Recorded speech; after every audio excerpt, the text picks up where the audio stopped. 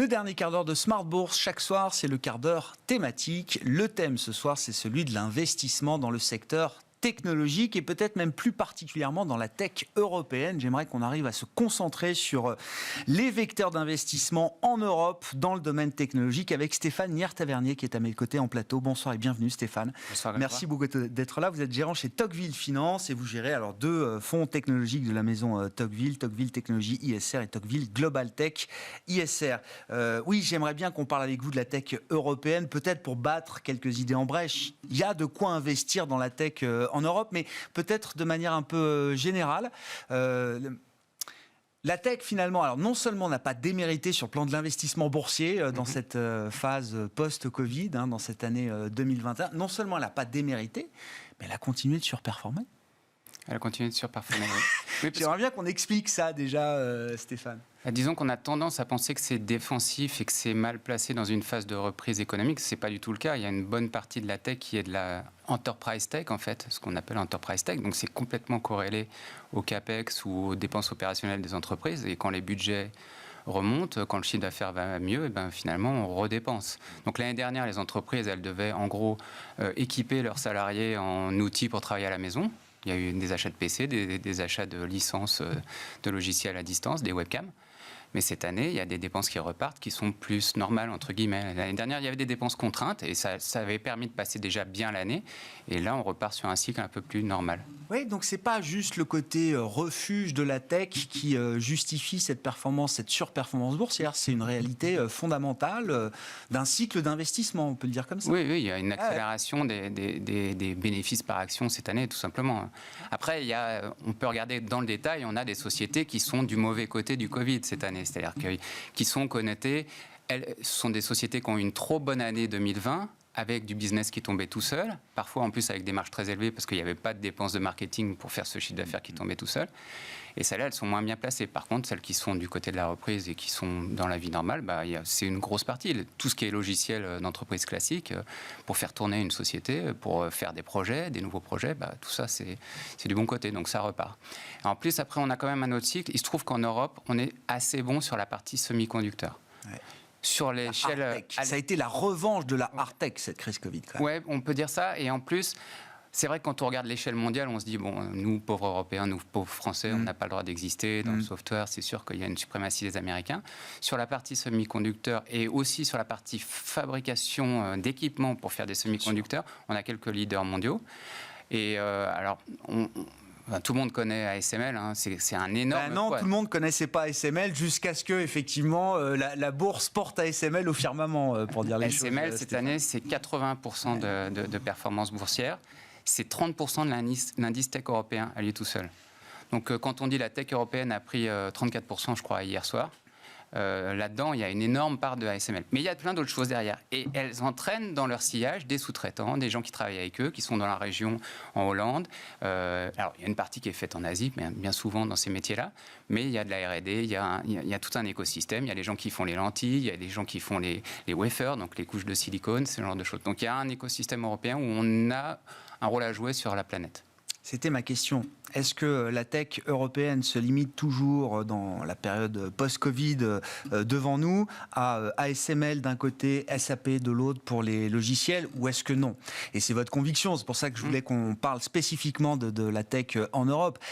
Il y a une densification, il y a un approfondissement de ce thème technologique, de ce thème, cet univers d'investissement technologique en Europe. Comment on peut le décrire et quels sont les nouveaux vecteurs peut-être qui sont en train de prendre de la place aux côtés de ces secteurs bien identifiés. On a cité le logiciel, les SS2I et la hard tech avec les semi-conducteurs. Déjà, il faut noter que le cycle des introductions en bourse est un petit peu reparti quand même depuis 2-3 ans. Donc, pendant une période, on avait des retraits de cotes. On avait des gens qui étaient des chefs d'entreprise qui étaient insatisfaits sur leur niveau de valorisation, qui avaient des fonds de private equity qui leur proposaient mieux, qui leur disaient d'être tranquilles en plus, parce que ce sont des contraintes d'être cotés. Et ça, ce phénomène-là est terminé, enfin même s'il y a encore des retraits de cotes. Et il y a des nouveaux métiers qui arrivent. On a vu en France, par exemple, un acteur de la musique digitale qui est arrivé il y a quelques mois. On a un acteur du stockage qui est arrivé il y a un mois. Donc, ce sont des métiers qui sont déjà cotés depuis plusieurs années aux États-Unis. On met toujours un peu de temps quand on est en Europe, parce qu'il y a un niveau d'exigence sur la profitabilité qui est plus élevé en Europe. C'est vrai qu'on tolère moins des pertes pendant les 5 prochaines années, voire même aucun message sur un retour à l'équilibre dans un horizon prévisible. Le marché européen aime moins ça. Donc, à toutes choses égales par ailleurs, on préfère plutôt des acteurs un tout petit peu plus matures, mais il y a des nouveaux métiers qui arrivent. Typiquement, il y a quelques années, en gros, en Europe, vous aviez certes les semis et vous avez les SS2I. Oui, c'est ça. Et puis SAP au milieu, et qui du reste, SAP n'est pas spécialement dans une très bonne passe boursière. Hein. Ça n'a quasiment rien fait cette année. Déjà l'année dernière, ça avait un petit peu souffert. Donc, on voit il y a une nouvelle offre. Il y a une nouvelle offre. Et après, en sous-jacent, il y a aussi le message. Il y a plusieurs messages. D'abord, il y a le passage au cloud qui fait que ces métiers-là, en fait, la bourse, à la fois aux États-Unis, mais même en Europe, va de plus en plus les aimer parce que ce sera moins volatile. Il y aura la notion d'abonnement, il y aura la notion de pérennité sur 5 ans plutôt que regarder les licences qui sont vendues sur un seul trimestre, qui peuvent faire ou défaire un trimestre en termes de résultats. Et ça, c'est déjà bien parce que ça veut dire que ça fait baisser la volatilité théoriquement des titres.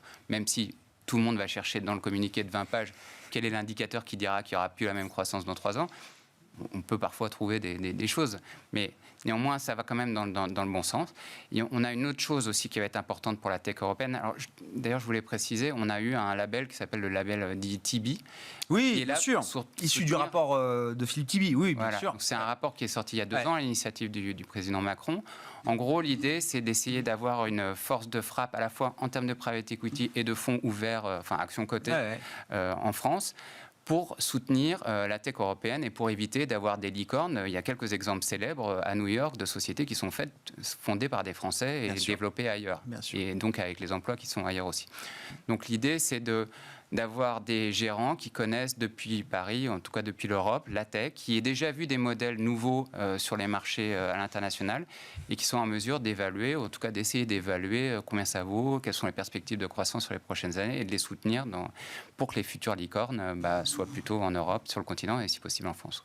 Si on se projette effectivement là sur l'avenir, c'est quoi les quelques segments technologiques sur lesquels vous voyez de la valeur pour demain dans une perspective d'investissement, encore une fois, de moyen long terme? C'est quoi les domaines à suivre dans lesquels l'Europe et les entreprises européennes cotées aujourd'hui ou cotées demain auront des atouts à faire valoir? Alors, je suis obligé de revenir sur le segment des semi-conducteurs parce que là, on est au cœur des sujets de souveraineté et de relocalisation dont on va beaucoup parler dans les prochaines années, je pense. Donc, il y a une amicale pression de la Commission européenne, en fait, pour qu'il y ait des usines en Europe.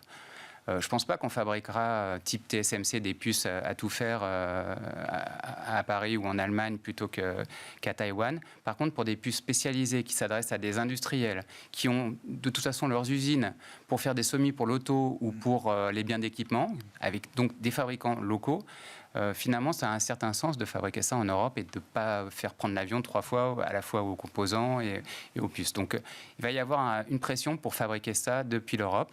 Et puis, on sait qu'il y a une pénurie de toute façon. Donc, il y a besoin de fabriquer des usines dans les prochaines années. Donc, pourquoi pas en faire une petite partie? Ce sera qu'une petite partie, mais néanmoins, déjà, ça va enrichir le tissu local. C'est vrai que quasiment tout est fait en Asie à ce stade. Et même dans un pays qui, en plus, on sait, à terme, pourrait devenir une zone stratégique de conflit. Bien sûr. En tout cas, qui est au cœur de prétention. C'est dans l'esprit de beaucoup d'industriels, effectivement, sans doute. Donc là, concrètement, au T4 2021, déjà, on voit qu'il y a des problèmes simplement d'approvisionnement.